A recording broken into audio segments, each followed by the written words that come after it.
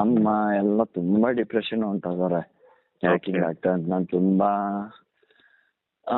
Drinks ಮಾಡಿ ಇಂಕ್ಲೂಡ್ ಕೈ ಇಟ್ಟ ಕಾರಣನೇ ಇಂಕ್ಲೂಡ್ ನಾನು ಸಾಯ್ಬೇಕು ಅಂತಾನೆ ಹೋಗಿ ಏನೇನೋ ಆಯ್ತು, ಏನೇನೋ ಬಿಟ್ಟೆ. ಅಪ್ಪನ ಹತ್ರ ಅಪ್ಪನ ಸಂಬಂಧ ಅಪ್ಪ ಎಕ್ಸ್ಪೈರ್ ಆಗಿ 1 ವರ್ಷದ ಮೇಲೆ 4 ತಿಂಗಳಾಯ್ತು ಈಗ. ಅಪ್ಪ ಏನಾಗಿದೆ? ನಿಮ್ಮ ಹೆಸರು ಏನಂದ್ರಿ? ಸಾಗರ? ಸಾಗರ ಆರ್ಯ. Okay okay. ಏನಾಗಿದ್ದು? ಏನ್ ವಿಷಯ? ಏನಾಯ್ತು? ಫಸ್ಟ್ ಹೇಳಿ ಅದನ್ನ. ಏನಿಲ್ಲ, ಅದನ್ನ ನಾನು 10th ಅಲ್ಲಿ ಇದ್ದಾಗ ಅವರು 8th ಅಲ್ಲಿ ಇದ್ರು ನಮ್ಮ ಹುಡುಗಿ. ಓಕೆನಾ? ಅದಿದ್ದಾಗ ಇನ್ಕ್ಲೂಡ್ ಅವಾಗ ಅವರೇ ನಾನು ಲವ್ ಮಾಡ್ತಿದ್ದಾಗ, ಅಂದ್ರೆ ಹೈಸ್ಕೂಲ್ ಅಲ್ಲಿ ನಾವು ಸೀನಿಯರ್, ಅವರು ಜೂನಿಯರ್ ಅಲ್ಲ. ಲವ್ ಮಾಡೋಣ ಅಂತ ಏನೋ ಒಂದು ಇಂಕ್ಲೂಡ್ ಸುಮ್ನೆ ಅಮೌಂಟ್ ಕೇಳೋ ಲೆಕ್ಕಾಚಾರದಲ್ಲಿ, ಇಲ್ಲಾಂದ್ರೆ ಏನೋ ಮಾತಾಡ್ಸೋ ಲೆಕ್ಕಾಚಾರದಲ್ಲಿ, ಇಲ್ಲಾಂದ್ರೆ ಮಿಸ್ ಕೂಗ್ತಾರೆ ಸರ್ ಕೂಗ್ತಾರೆ ಅಂತ ಏನೋ ಒಂದು ಲೆಕ್ಕಾಚಾರದಲ್ಲಿ ಮಾತಾಡ್ಸ್ಕೊ ಬರ್ತಿದ್ರು. ಚಿಕ್ಕ ಹುಡುಗಿ ಅಂದ್ಬಿಟ್ಟು ನಾನು ಸುಮ್ಮನೆ ಅದೇ ಸೆಕೆಂಡ್ PUC ತಗೊಂಡೆ. ನಾನು ತುಂಬಾ ನನ್ನ ಅಚೀವ್ಮೆಂಟ್ ಇದೆ ಪೊಲೀಸ್ ಕೆಲಸ ಅಂತ, ಅಪ್ಪನ ಆಸೆ ಇದ್ದಿದ್ದು ಅದನ್ನೇ. ಸೊ ಸೆಕೆಂಡ್ PUC ನಾನು ಫಸ್ಟ್ ಎಕ್ಸಾಮ್ಗೆ ಹೋಯ್ತಿದ್ದಂಗೆನೆ ಒಂದು ಬಯಾಲಜಿ ಎಕ್ಸಾಮ್ ಅಟೆಂಡ್ ಮಾಡಿದ್ರೆ, ಸೆಕೆಂಡ್ ಎಕ್ಸಾಮ್ಗೆ ಹೋಗ್ತಿದ್ದಂಗೆ ಆಕ್ಸಿಡೆಂಟ್ ಆಯ್ತು. ಸೊ ಕಾಲ್ ಫ್ರಾಕ್ಚರ್ ಆಯ್ತು, ಅಲ್ಲಿ ಮುಗಿದ್ ಪಿಕ್ಚರ್. PUC ಡಿಸ್ಕಂಪ್ಲೀಟ್ ಆಯ್ತು. ಸೊ ಅವಾಗ ನಾನು ಫೈನಾನ್ಸ್ ಮಾಡಾಕಿಲ್ದೆ. ಸೊ ಏನಿಲ್ಲ, ಅವಾಗ 2 years ಆದ್ಮೇಲೆ ಅದೇ ಕಾಲೇಜಿಗೆ ಇವ್ರು ಸೇರ್ಕೊಂಡವ್ರೆ ನಮ್ಮ ಹುಡುಗಿ. ಸರಿನಾ? ಆಮೇಲೆ ನಾನು ಓಡಾಡ್ತಿದ್ನಲ್ಲ, ಕೂತ್ಕೊಂಡವ್ರೆ. ಅನ್ಎಕ್ಸ್ಪೆಕ್ಟೆಡ್ ಆಗಿ ಸೆಕೆಂಡ್ PUC ಡಿಸ್ಕಂಪ್ಲೀಟ್ ಆದ್ಮೇಲೆ ಇನ್ಸ್ಟಾಗ್ರಾಮ್ ಅಲ್ಲಿ ಸಜೆಷನ್ ಬರುತ್ತೆ, ಕಾಲ್ ಮಾಡ್ತೀನಿ. ಇದು ಕಾಲ್ ಅಲ್ಲ, ಮೆಸೇಜ್, ಫ್ರೆಂಡ್ ರಿಕ್ವೆಸ್ಟ್ ಕಳಿಸ್ತೀನಿ. ಇಮಿಡಿಯೇಟ್ಲಿ ಅವ್ರ ಅಷ್ಟೊಂದು ಅಕ್ಸೆಪ್ಟ್ ಮಾಡ್ತಾರೆ, ಓ ಇವನ ಅಂತ. ಸೊ ಮಾಡಿದ ತಕ್ಷಣ ನನಗೆ ಆ ಗ್ಯಾಪ್ ಅಲ್ಲಿ ಫಸ್ಟ್ PUC ನನಗೆ ಅವ್ರ ಮೇಲೆ ಕ್ರಶ್ ಆಗುತ್ತೆ. ಇನ್ಕ್ಲೂಡ್ ನಾನು 7 ವರ್ಷದಲ್ಲಿ ಅವ್ರು ದೂರ ಆಗ್ಬಿಡ್ತಾರೆ, ಜಸ್ಟ್ 1 ವರ್ಷ. ಇನ್ಕ್ಲೂಡ್ ನಮ್ಮ ಮೈಂಡ್ ಹೆಂಗೆ ಅಂತಂದ್ರೆ 8ನೇ ಕ್ಲಾಸ್ ಅಂದಾಗ ಚಿಕ್ಕ ಹುಡುಗಿನ ಒಂದು ಟಾಪಿಕ್ ಅಲ್ಲಿ ಇದ್ದೆ, ಬಟ್ ಅವ್ರು ತುಂಬಾ ಪ್ರೀತಿ ಮಾಡ್ತಾರೆ, ಕಾಂಟ್ಯಾಕ್ಟ್ ಸಿಗ್ತಲ್ಲ. ನಾನು ಫಸ್ಟ್ PUC ನಾನೊಬ್ರು ಲವ್ ಮಾಡ್ದೆ. ಸೊ ಅವರು ನಾನು ಹೇಳ್ಕೊಂಡಿಲ್ಲ ಏನಿಲ್ಲ, ಸ್ವಲ್ಪ ದೂರ ಆದ್ರು. ಅಂದ್ರೆ ಇನ್ಕ್ಲೂಡ್ ಸೆಕೆಂಡ್ PUCಗೆ ಬೇರೆ ಕಡೆ ಎಲ್ಲೋ ಬೇರೆ ಕಾಲೇಜ್ ಸೇರ್ಕೊಂಡ್ರು. ನಾನು ಸುಮ್ಮನೆ ಆಯ್ದೆ, ಏನ್ ಲವ್ ಏನು ಬೇಡಪ್ಪ ಅಂತ. ಸೊ ಅದಾದ್ಮೇಲೆ ಇವ್ರಿಗೆಲ್ಲ ಹೇಳದ್ಮೇಲೆ ಇನ್ಸ್ಟಾಗ್ರಾಮ್ ಇದಾದ್ಮೇಲೆ ನಾನು ಪ್ರತಿಯೊಂದು ಹೇಳ್ದೆ, ಹಿಂಗ್ ಲವ್ ಮಾಡೋಣ ಅಂತ ಇದ್ದೆ. 7 ವರ್ಷದಲ್ಲಿ ಹೊಂಟೋದ್ರು, ಇನ್ಕ್ಲೂಡ್ ನೀ ಸಿಕ್ಕಿದ್ರಿ ಅಂತಾನು ಹೇಳ್ದೆ. ಎಲ್ಲ ಆದ್ಮೇಲೆ ಇದು ಎಕ್ಸಾಕ್ಟ್ ಆಗಿ ಎಷ್ಟು ಅಂತಂದ್ರೆ 2017 or 18 ಅಲ್ಲಿ ಇದು. ಓಕೆ. ಅದಾದ್ಮೇಲೆ ನೆಕ್ಸ್ಟ್ ಹಿಂಗೆ ಕಾಂಟ್ಯಾಕ್ಟ್ ಬಂತು, ಮೀಟ್ ಮಾಡೋಣ ಮಾತಾಡೋಣ ಅಂತ ಹೇಳ. ಬಟ್ ನಾನು ಪ್ರತಿಯೊಂದು ಎವ್ರಿಥಿಂಗ್ ಎಲ್ಲ ವಿಷಯನೂ ಈ ಹುಡುಗಿ ಹತ್ರ ಶೇರ್ ಮಾಡ್ಕೊಂಡೆ. ಓಕೆ. ಶೇರ್ ಮಾಡ್ಕೊಂಡ್ಮೇಲೆ ಓಕೆ ಆಯ್ತು, ನೀವೇನೇ ಇರಿ, ಚೆನ್ನಾಗಿರಿ, ಆದ್ರೆ ನಾನು ಯಾವತ್ತೂ ಕೈ ಬಿಟ್ಕೊಡಲ್ಲ ಅಂದ್ರೆ ನಾನು ಇನ್ನ ಮದ್ವೆ ಆಗ್ತೀನಿ ಅಂತಾನು ಹೇಳಿದ್ರು.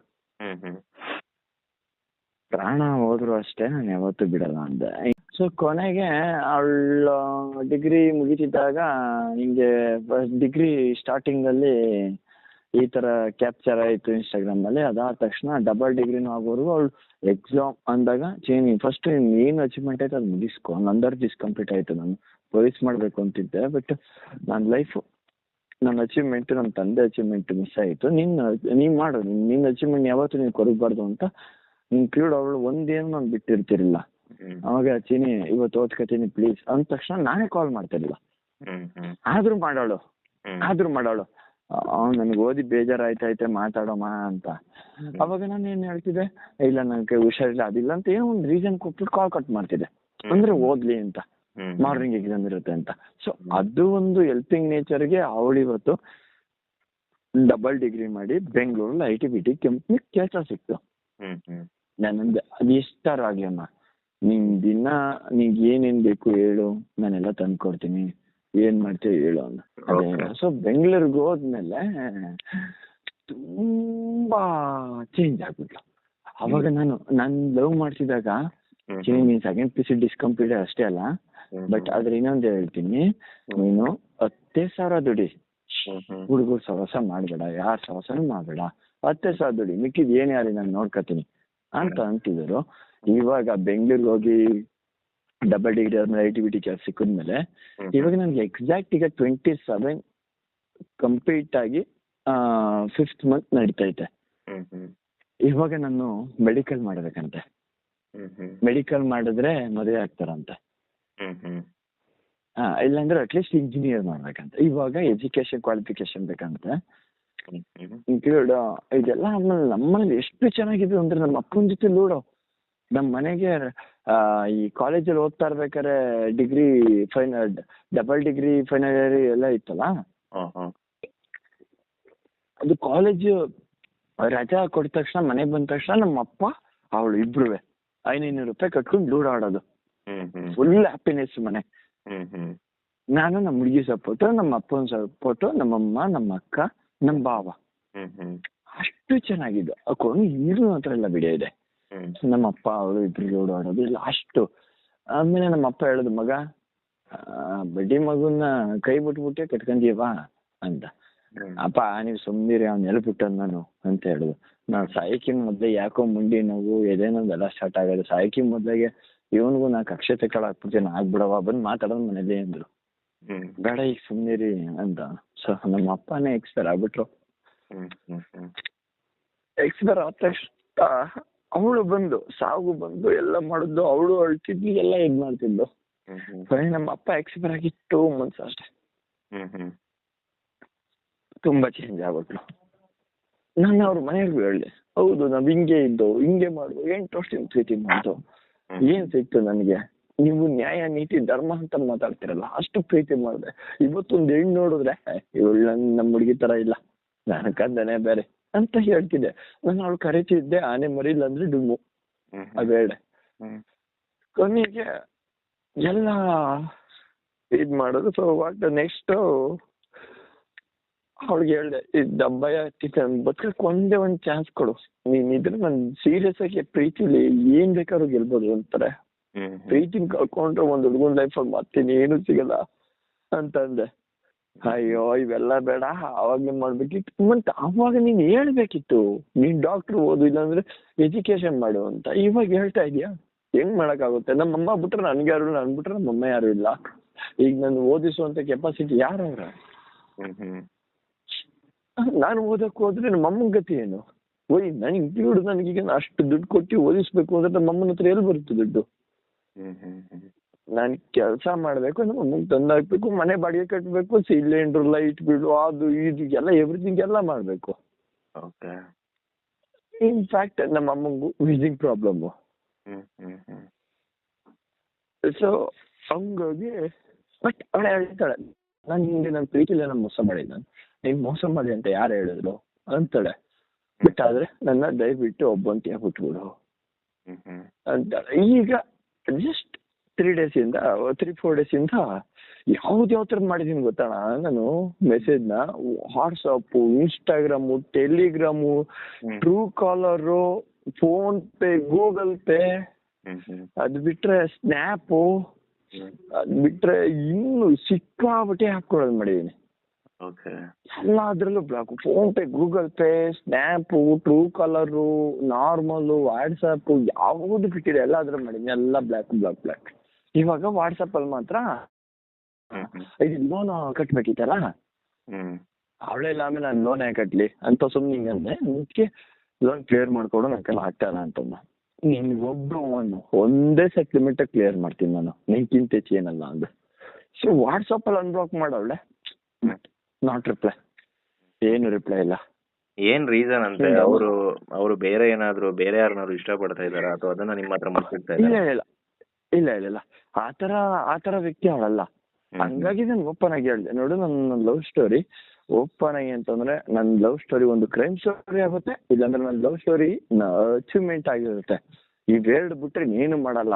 ನಾನು ನಂಬಿರೋ ನರ್ಸ್ ಸ್ವಾಮಿ ಸಾಕ್ಷಿ ಮೇಲೆ ಅಂದ್ರೆ ಅವರು ತುಂಬಾ ಒಳ್ಳೆ ವ್ಯಕ್ತಿ. ಅವ್ರಮ್ಮ, ಅವ್ರ ಅಣ್ಣ, ಅವ್ರಬ್ಬ, ಇವಳು ಕೂಡ ತುಂಬಾ ವ್ಯಕ್ತಿ. ಇನ್ನೊಂದು ಲವ್ ಆತರ ಏನಿಲ್ಲ. ಬಟ್ ಅಂದ್ರೆ ಇವಾಗ ಏನು ಅಂತಂದ್ರೆ, ಬೆಂಗಳೂರಿಗೆ ಹೋಗಿ ITBT ಕೆಲ್ಸಕ್ಕೆ ಇದಾಗಿ ಅಲ್ಲ ಎಲ್ಲ ಅಫಿಷಿಯಲ್ ಇರ್ತಾರಲ್ಲ, ಎಜುಕೇಟೆಡ್ ಮಾಡಿದ್ರು, ಇದು ಮಾಡಿದ್ರು ಎಲ್ಲ ಬರೀ ಇಂಗ್ಲಿಷ್ ಅಲ್ಲಿ ಮಾತಾಡ್ಕೊಂಡು ಎಲ್ಲ ಇರ್ತಾರಲ್ಲ. ಸೊ ನಾ ಮದುವೆ ಆಗೋನು ಓದಿರ್ಬೇಕು, ಅಟ್ಲೀಸ್ಟ್ ಓದಿಲ್ಲ ಅಂದ್ರೆ ರಿಚ್, ಈ ತರ ಅವ್ರ ಮನೆಯವರು ಬಂದು ನನ್ನ ಜೊತೆನೆ ಹೇಳ್ತೀರಿ ಅಂತ ನಮ್ಮ ಮಗಳನ್ನ ಕೇಳೋಕೆ 10 ಸಾಲೆ ಮನೆ 20 ಎಕರೆ ಜಮೀನು ಇರೋರು ಎಲ್ಲ ಕೇಳಿದ್ರು, ನಾನು ಮಾಡದ ಅಂದು ಅಂತ ಅಂದ್ರು. ಬಟ್ ಇವ್ರ ಅಮ್ಮಂಗೆ ಇದೆಲ್ಲ ನಾನು ವಿಚಾರ ಹೇಳಿದ್ಮೇಲೆ ಕಷ್ಟನೋ ಸುಖನೋ ಅವನು ಒಳ್ಳೆ ಹುಡುಗ ಆಗ್ಬಿಡು, ಇನ್ನೊಂದು 5 ವರ್ಷ ನಿಮ್ ಲೈಫ್ ಚೇಂಜ್ ಆಯ್ತದೆ, ಅವನ ಬದಲು ಮಾಡಮ್ಮ ಅಂತಾನು ಕೂಡ ಮಾತಾಡ್ರು. ಅವಳು ದೇವತೆ ಅಣ್ಣ, ದೇವ್ರಣ್ಣ ಅವಳು. ನನ್ನ ಕೈಲಿ ಆಗೋದೇ ಇಲ್ಲ, ಅಪ್ಪನ್ ಕಳ್ಕೊಂಡು ನಾವೇ ಇನ್ನೂ ನಾನು ಹೊರಗಡೆ ಬಂದಿಲ್ಲ, ಅದ್ರಲ್ಲಿ ಇನ್ನು ಇವಳು ಕಳ್ಕೊಂಡು ಮತ್ತೆ ನಾನು ಇನ್ನೂ ಹೋದ್ರೆ ಬಟ್ ಇತ್ತಾಗೆ ನಾನು ತುಂಬಾ ಡಿಪ್ರೆಷನ್ಗೆ ಹೋಗಿ ಇದು ಮಾಡಿದ್ರೆ ಎಷ್ಟೋ ಸಲ ಸೂಸೈಡ್ ಅಟೆಂಡ್ ಮಾಡಿದೀನಿ, ಹೆಂಗೂ ಮಾಡ್ಕೊಂಡಿದೀನಿ. ಬಟ್ ನಮ್ಮನ್ನ ನಿಂತ್ಕೊಂಡೆ ಸುಮ್ಮನೆ ಆಗ್ಬಿಟ್ಟೆ. ಬಟ್ ಅದ್ರಲ್ಲಿ ಏನಂತಂದ್ರೆ ಈಗ ಅಮ್ಮಂಗೋಸ್ಕರ ನಾನು ಎಲ್ಲ ಕಂಟ್ರೋಲ್ ಮಾಡಿದೀನಿ. ಬಟ್ ನನ್ಗೆ ಅವಳಿಲ್ಲ, ನನ್ ಬದುಕೋಕೆ ಆಸೆ ಇಲ್ಲ ನಿಜವಾಗ್ಲೂ. ಇದು ಏನ್ ಕೇಳ್ತಾವನಿ ಅಂದ್ರೆ ನನ್ಕಿಂತ ಜಾಸ್ತಿ ಪ್ರೀತಿ ಮಾಡ್ದವಳು ಅವಳು, ನನ್ಕಿಂತ ಜಾಸ್ತಿ ಪ್ರೀತಿ ಮಾಡಿದ್ಲು, ಅಷ್ಟು ಪ್ರೀತಿ ಮಾಡ್ಲ. ಅವಳು ಪ್ರೀತಿಲಿ ಯಾವುದೇ ಕಾರಣಕ್ಕೂ ಮೋಸ ಇಲ್ಲ, ಸುಳ್ಳಿಲ್ಲ. ಬಟ್ ಇವತ್ತು ಏನಕ್ಕೆ ಈ ತರ ಹಿಂಗ್ ಆಯ್ತೈತೆ ಅನ್ನೋದೇ ಒಂದು ಕ್ಲಾರಿಟಿ ಇಲ್ಲ.